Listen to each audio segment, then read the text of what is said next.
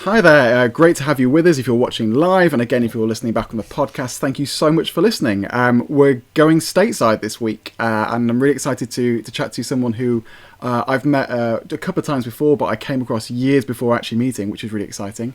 Doing some amazing things, not only before being in lockdown, but also during, which I think is fascinating. So I'm talking to Chad Goodman, who's a conductor and entrepreneur. Chad, it's great to have you with us, or with me even. Yeah, it's wonderful to be on. Thank you for having me. Absolute pleasure. So one thing I always start with, because it's nice casual chat, is actually asking people to introduce them and what they do, because I always think it's quite interesting to find out how people define themselves in a way. So what is it that you do?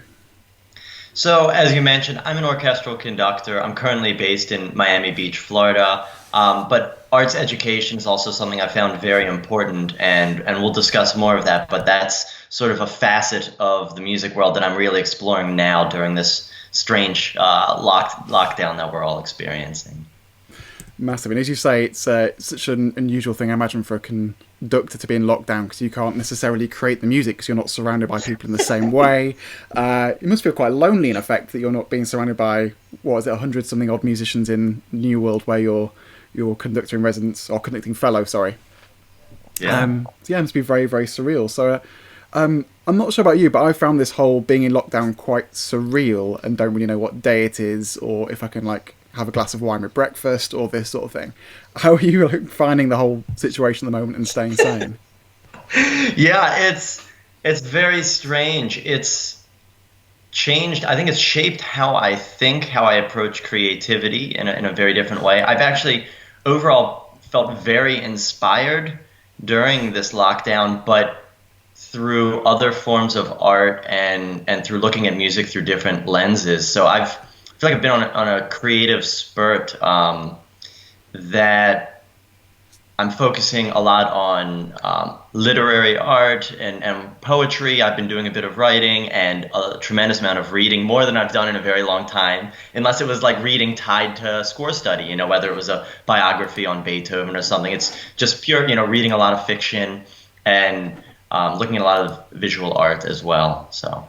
Oh, wonderful. And it's I think it's quite nice to have that time and almost give yourself the permission to do things differently now, and actually explore things that you don't necessarily have the time to.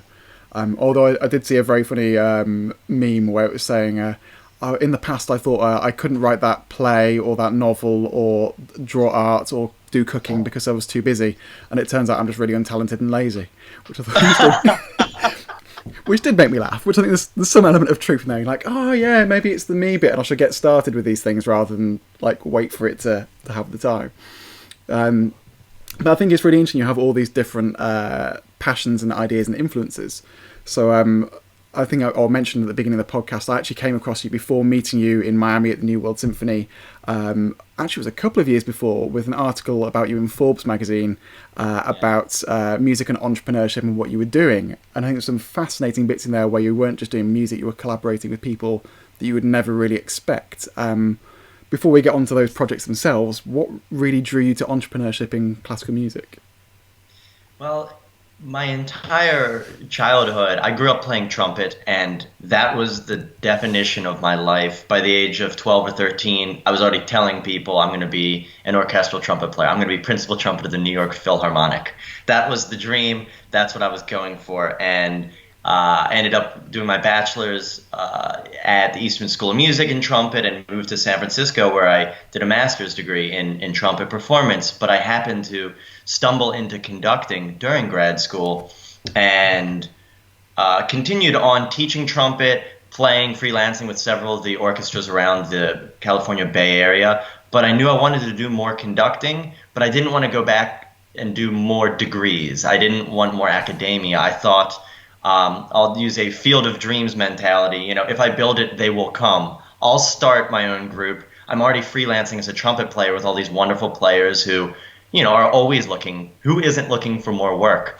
And if I can provide them work that's interesting, that I can actually find a way to pay them to do, then they might start prioritizing my group, where I'm essentially just doing it to get experience conducting. They might start to prioritize that over other groups. And so I decided to form an ensemble, flexible instrumentation group called Elevate Ensemble. And it was up to 18 players, I decided. And from the start, I knew I had to look at things from a business mindset of how am I even going to fund this? I can't fund a full symphony by myself. I have music degrees. I didn't study business. I didn't, study finance. So I thought, well, let me have something that's almost like a pickup orchestra. I can just move it, pocket-sized orchestra from venue to venue, and I can find a way to pay 10 to 12 people much easier than, 30 to 60 players for a chamber orchestra or a small symphony orchestra.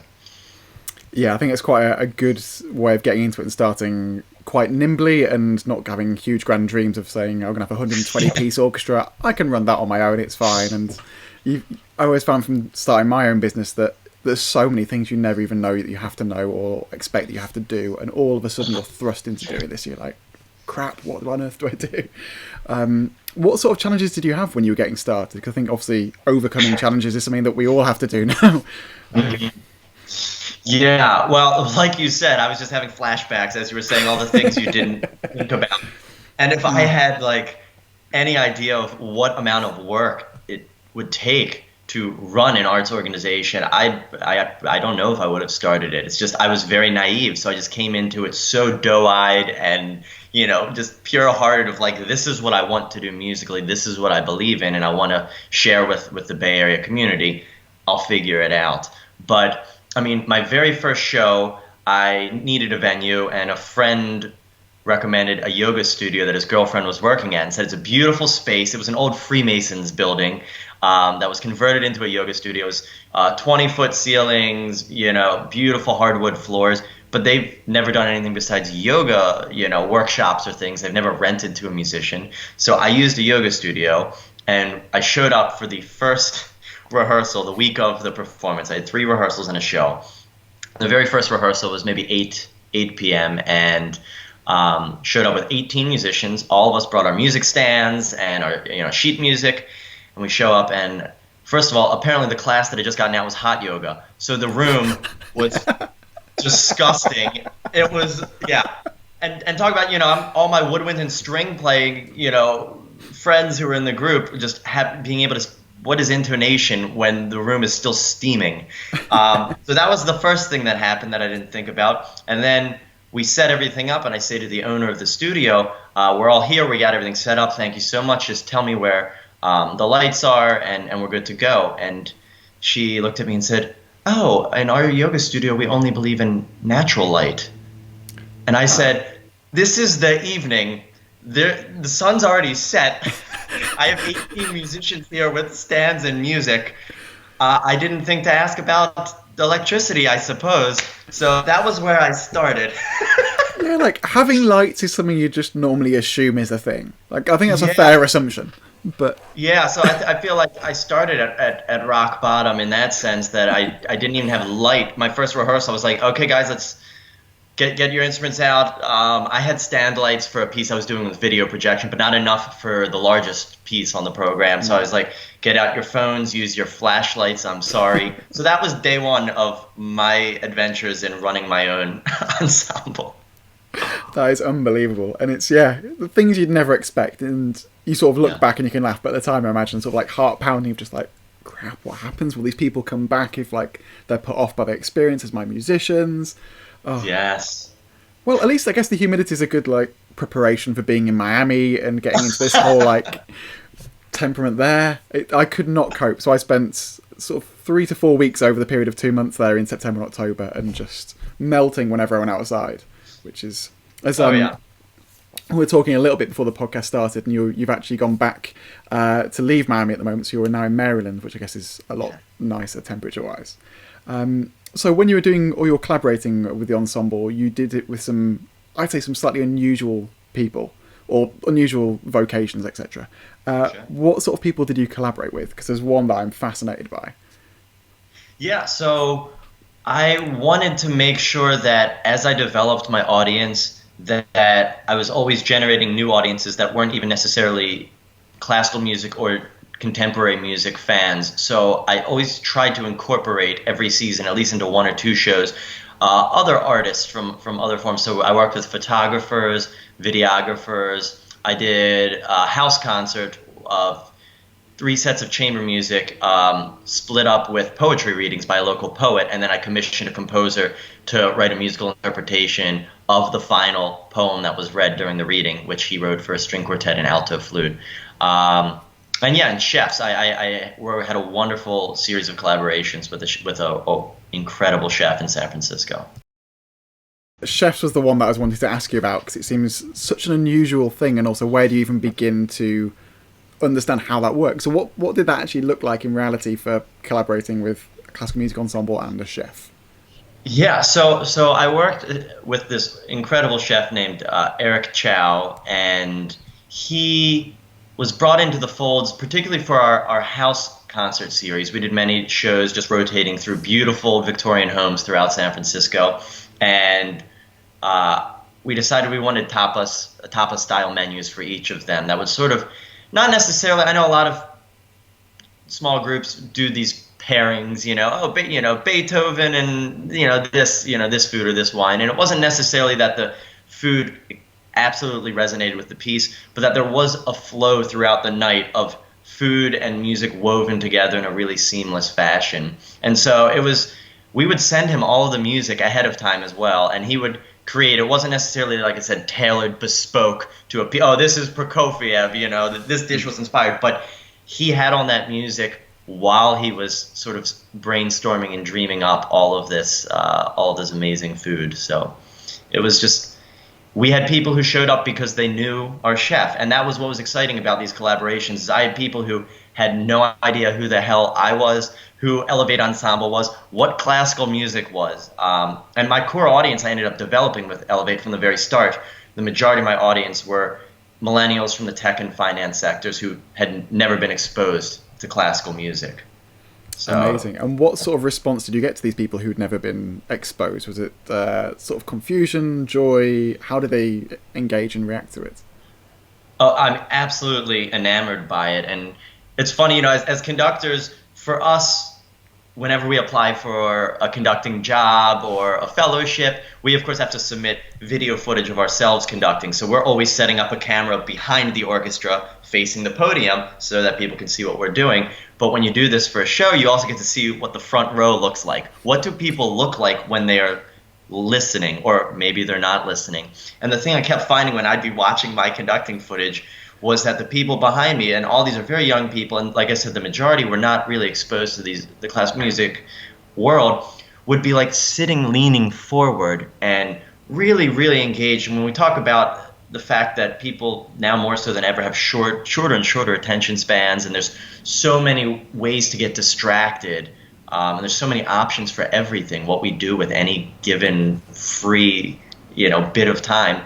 It was just really exciting to see that they were really engaged with the music. And I did a tremendous amount of work with living composers, and we had a composer in residence program. And the thing I found appealed most to this audience were the commissions, were our world premieres, which I think in classical music we often associate with, serialist music, very hyper academic music of the 50s, 60s, 70s, and that rubbed a lot of people the wrong way. So people get really uptight. They won't even go see a show, a performance, if they hear there's a world premiere, or they'll skip the first half. But for this audience, everything was new to them. A Beethoven trio was new to them. Stravinsky octet was new to them, and the commission was. And what I found was they loved that they were there to be a part of this premiere. And I think we take it for granted that a world premiere, that's not something that's common in most people's daily lives. Most people don't get to be part of something that's never happened. That doesn't happen when you go to your 9-to-5 job, in an office building necessarily. And so they loved that, and they loved learning about it. And they just were very hungry for information, and that they wanted it to be delivered in a way that, they were not being talked down to, nor were they being talked, was it going over their heads. So I always was striving to connect in a way that felt approachable for those who don't know what's going on, and also in a way that didn't feel like for the hardcore enthusiasts that I was, boring them. Totally. And I think we're almost a bit dismissive of new audiences and what they're going to actually engage with, and we always think that we need to. In the UK, there's a phrase "bums on seats" repertoire for sort of like the music that we'll put on Beethoven 5, and like, we'll get audiences to come because the sort of general person on the street will know it. But as you say, I think we have this whole audience of experience seekers who want to go to new things and try and experiment, and all that everything's new and it doesn't really matter. So I think it's great that you're pushing forward with new music and commissioning with that. Obviously, we're going through a bit of an unusual period now, and normally you would be mid-season with the New World Symphony. Yeah. What do you think? Well, it's a big question. What do you think is going on with the classical music at the moment, and how is it affecting orchestras in the States? Which I imagine could be a good 2-hour answer to that one. Yes. And God knows we've all had enough time to really think about this in the last month. I think obviously it's caught everyone off guard. It's such an unusual time. I think all of the organizations that have been proactive over the years in incorporating digital and filming it, whether or not it was just being filmed for archival purposes, that they now, those of them who just sort of did that, New World films so many, or all of their performances. They don't necessarily share all of them, but now they've just started this beautiful archive series where they'll do a 15-minute chat with MTT and a few of the musicians and coaches about a piece, and then they just play the the piece from the archives, the video. And so those organizations that have that are going to absolutely thrive, and those who have it at the highest possible level, shot in HD and all of that. But until then, my take is that we need to be focusing on educating audiences. Everyone's home, everyone has time. We're an industry that is always having to stand up for ourselves to say, oh, we're not dying, we're thriving, we're growing. Well, now's the time that we can connect with all of the audiences that don't come to our concerts, because they are all on their phones, they're all on their computers.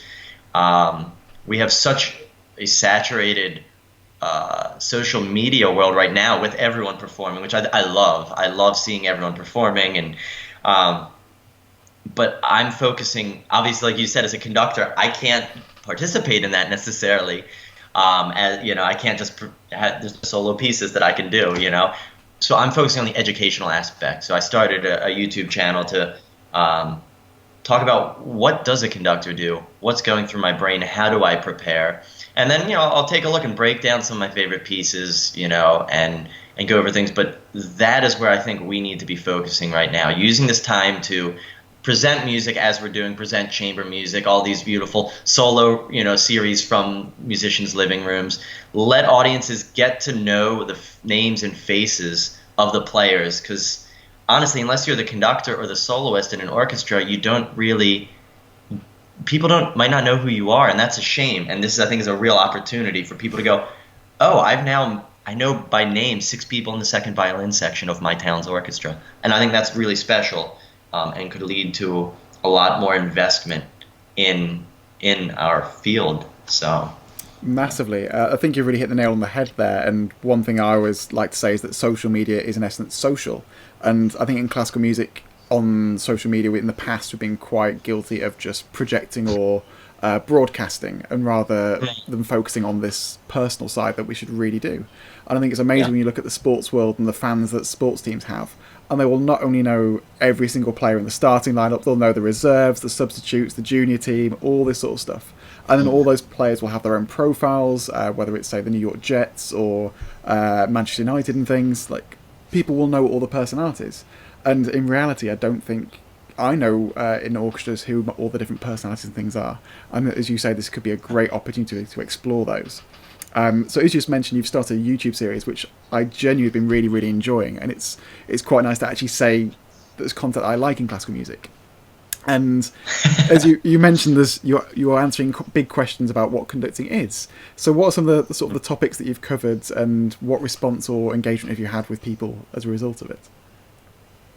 Yeah, so I mean, conducting has always been this mysterious kind of occupation. It's something that people have always had a lot of questions about, and I think there are so many roles and responsibilities of a conductor. It's very difficult to just say in one concise sentence what a conductor does. So what I've decided is I've unrolled this series where I take a look at one facet or one aspect. So I had a video that was focused only on cueing, how do conductors cue? What's the importance of it? Why is that even necessary?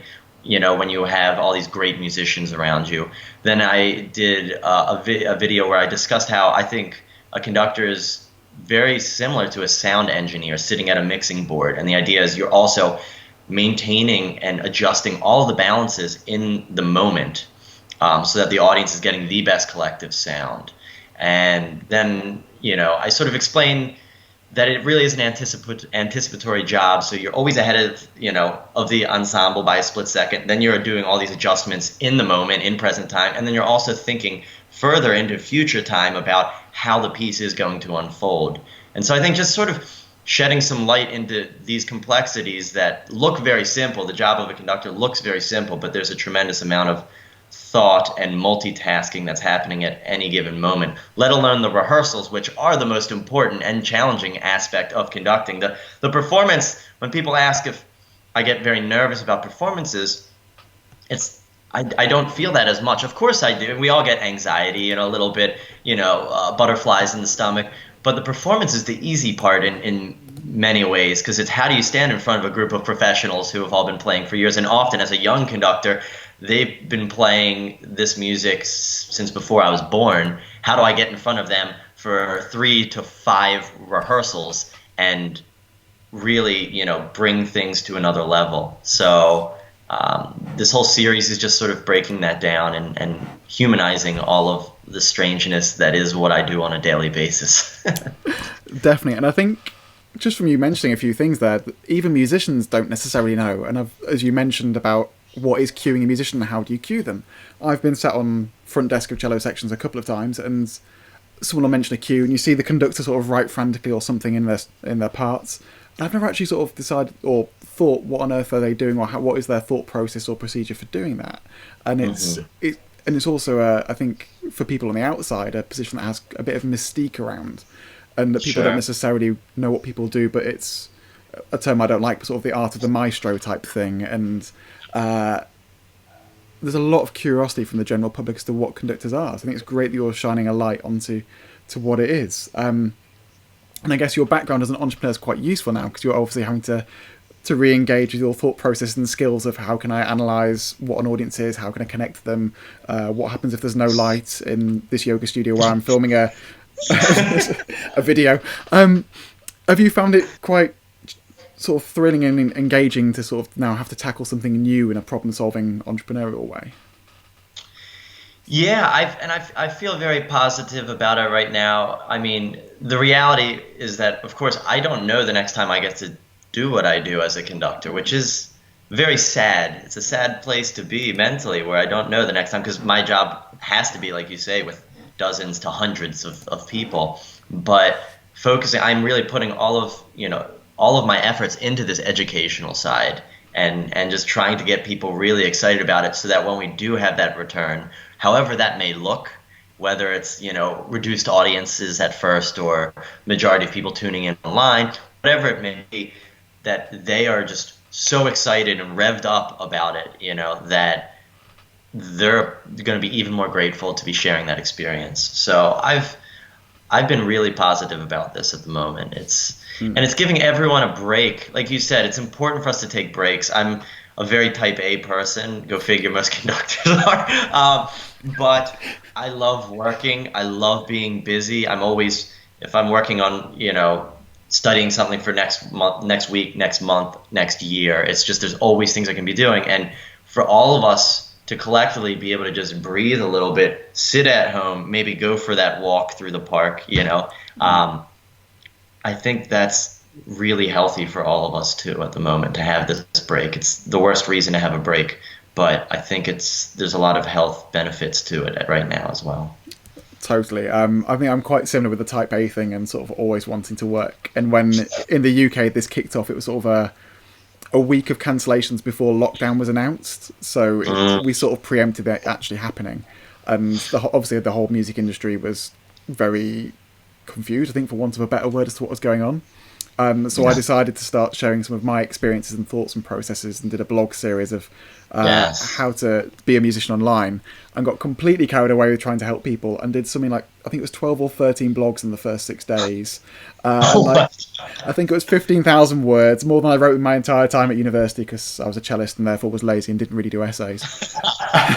And yeah, I got to like the next week and I was just absolutely drained, and had to completely take foot off the pedal and like take stock, one, of just that I can't work constantly, and also that at the moment we should probably be a bit more aware of looking after ourselves. And yeah, week 3 felt a Yes. lot better after having a week of just taking it off a little bit. Yeah, it wasn't the best laid plan at the beginning. It was very reactionary, which is great, but slightly Sure. chaotic. Yeah. So one thing I've been really interested about, partly as from doing the blog, is seeing how musicians are reacting, and lots of questions are being asked as to how they can do things, whether it's very practical or more theoretical. For people who are starting their own projects, particularly with being online, what sort of advice do you have for musicians and their creative ways of thinking? I think the most important thing with creating anything is to just start it as a type A person. And with me starting this YouTube channel, which was something I hadn't really even thought of until the first week of this lockdown. I always want everything to be right from the start. And I think there are a lot of people that can relate to that. And a lot of musicians or creatives who feel that way too. And so for me, I think the best piece of advice is just start.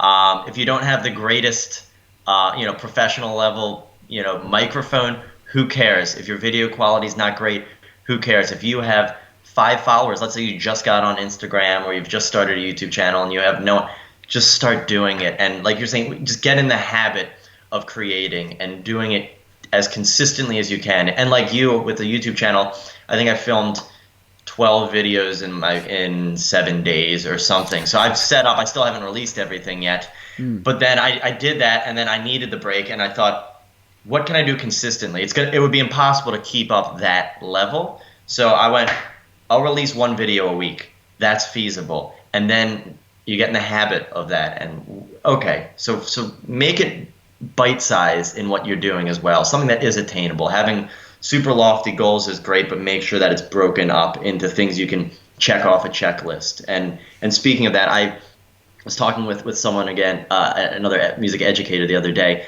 I love checklists, like post-it notes, sticky notes. I have always right next, like basically in every room of my place, and I like to make them for every day and just have things I can do, because it's very hard to.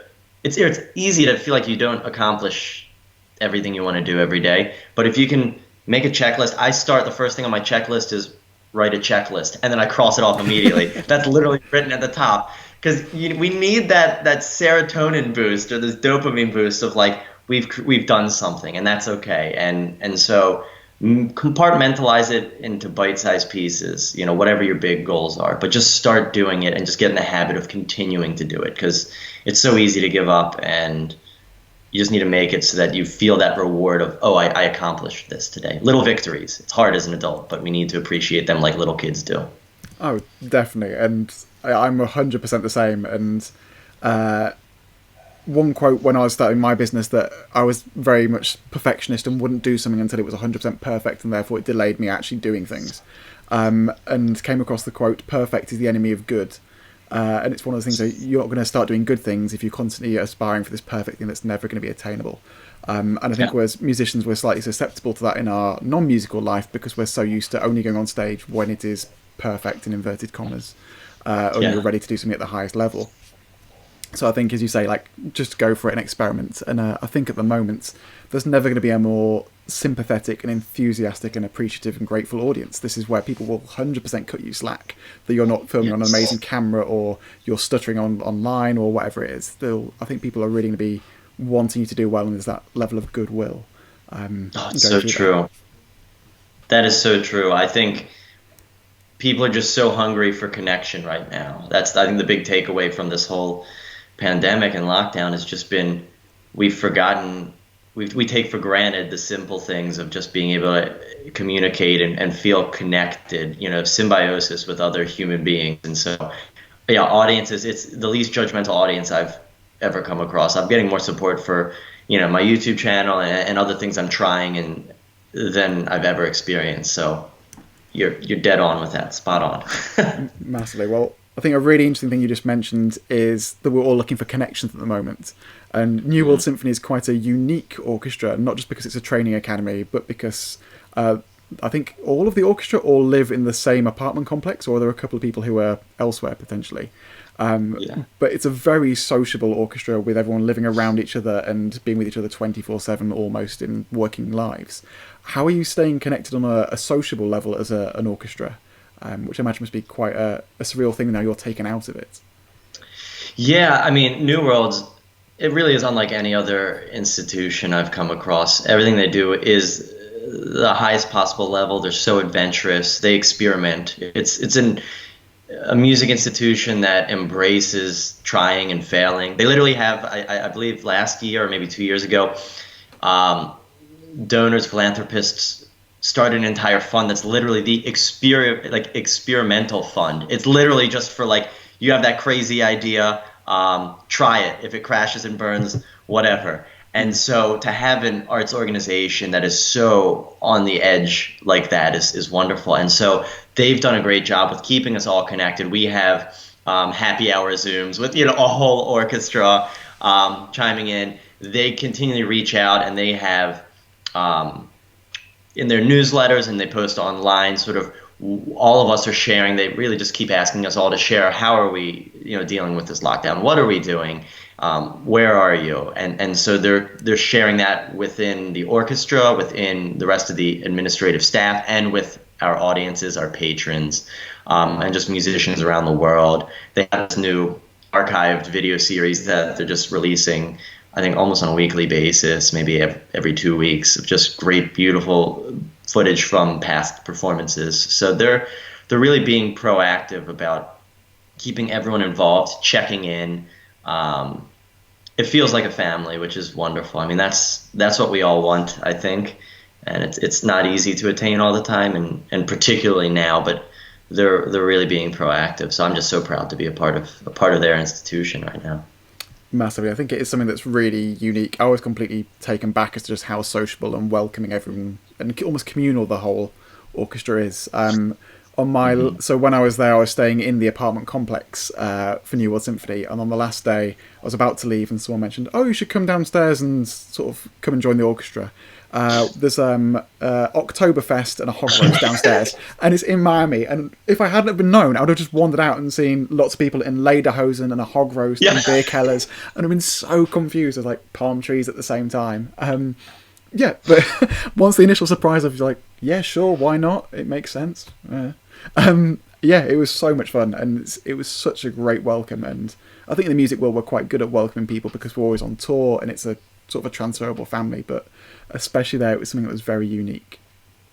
So before we let you go to creating more videos or post-it notes, what have you seen over the last few weeks that's really made you smile in terms of classical music? What projects or videos, or even if it's just ways people interacting that you've really enjoyed? Yeah, I mean, there's, like we were saying, there's been so much. It's even hard to kind of narrow it down. But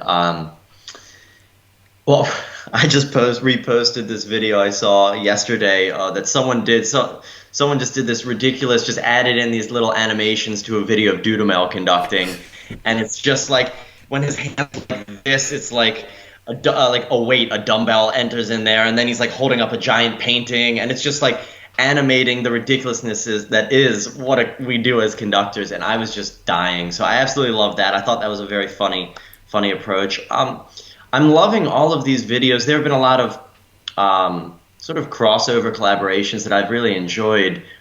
Chris Thiele, I know, just recently posted himself playing some Bach on mandolin, and then was asking people to fill in the other parts. And so seeing those types of videos where one person posts something and says, hey, just do your best, add to this, mix this in, and send it back. It's just been really cool because you can see how different musicians take the same material, the exact same material, the same, core recording of one person playing it. It's never going to change. It's that tempo. It's that,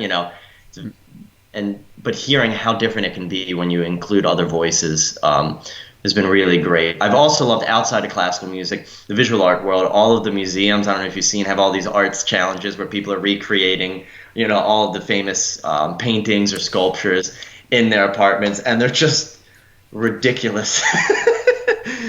So I've been loving that, and trying to figure out what I can do. Is there a Picasso that I can sort of morph into? I don't know, but I saw yeah. one of my friends the other day who's quite a big gym going guy, and he'd done one in drag. I think it's the girl with the waxen hair, and he had spaghetti. He's completely shaved head, but he had spaghetti his hair coming off, and it's just people are just going nuts for it. It's great to see them just like fully engaging and doing things that are different, Yeah. which is amazing.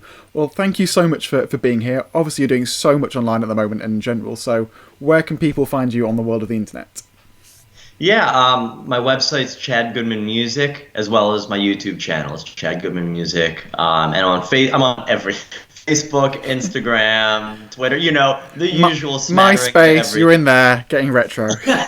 Yes, MySpace, look me up on your Palm Pilots and Blackberries, I'll be there.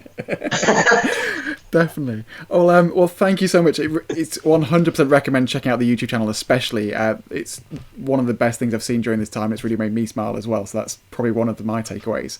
But you get to laugh now because I know that you're quite slick at media. And so far, I haven't quite worked out how to end the podcast. So usually it just kind of like peters out a little bit and it's just general ramble into the distance. Great. Well, you know what? I'm going to just slowly and calmly sip my tea until it ends. So. Perfect. An awkward, lingering silence, maybe. It's basically what happens. Well, if you've watched live, that's absolutely amazing. Thank you for watching. And again, if you've been listening back in the podcast, it's great. We're staying stateside this week, so on Friday, and I can't remember the time because I'm being very professional. I'm speaking to Anne Majette, who is an amazing music critic and journalist who has been very instrumental in the Me Too movement in classical music in the States, who is genuinely really fascinating. So I'm looking forward to hearing her thoughts on this current crisis. So yeah, check in on Friday. Probably look on social media because I can't remember the time. So thank you much, and I will see you all soon.